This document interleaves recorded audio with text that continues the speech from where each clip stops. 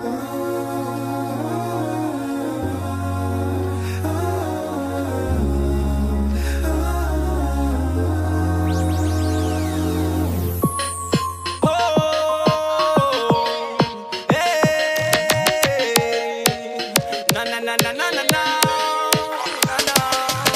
jag såg det här om dagen och jag tänkte på hur jag varit osmart, hur jag tänkte då. Den där första gången när jag träffade dig och tänkte shit, jag måste haffa dig, yeah.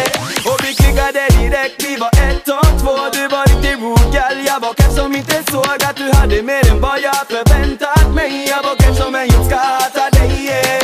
Och nu så är du med en annan man. Och tro mig, jag förstår att du aldrig vill träffa mig mer. Och nu så chillar du någon annanstans. Jag tänker tänk om och jag kan inte släppa dig ner. Jag som trodde att jag klarade mig ensam så bra, men sist jag såg dig så satt känslorna kvar. Men hur kunde jag vara så naiv? Ja, hur kunde jag vara så naiv?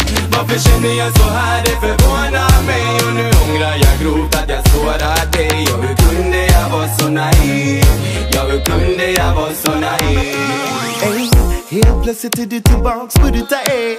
Det går snabbt, inte svårt till lätt. Jo, jag hade ditt hjärta i min hand, men nu så är det någon annanstans med en annan man.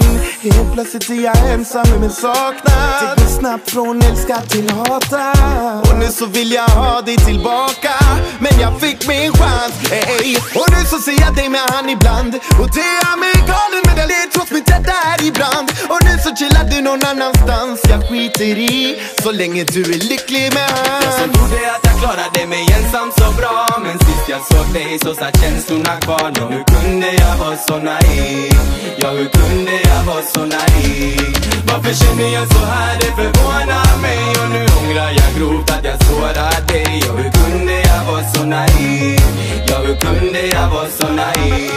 Visste inte vad jag hade förrän du var gone. Du var helt att jag har aldrig sett någon likadan som dig. Vad har du gjort med mig? Jo, jag kallar dig gudinna, prinsessa, och du vet du var mitt allt. Men jag gjorde dig fel och har bränt min chans hos dig. Vad har du gjort med mig? Jag som trodde att jag klarade mig ensam så bra, men sist jag såg dig så satt känslorna kvar. Men hur kunde jag vara så naiv? Ja, hur kunde jag vara så naiv?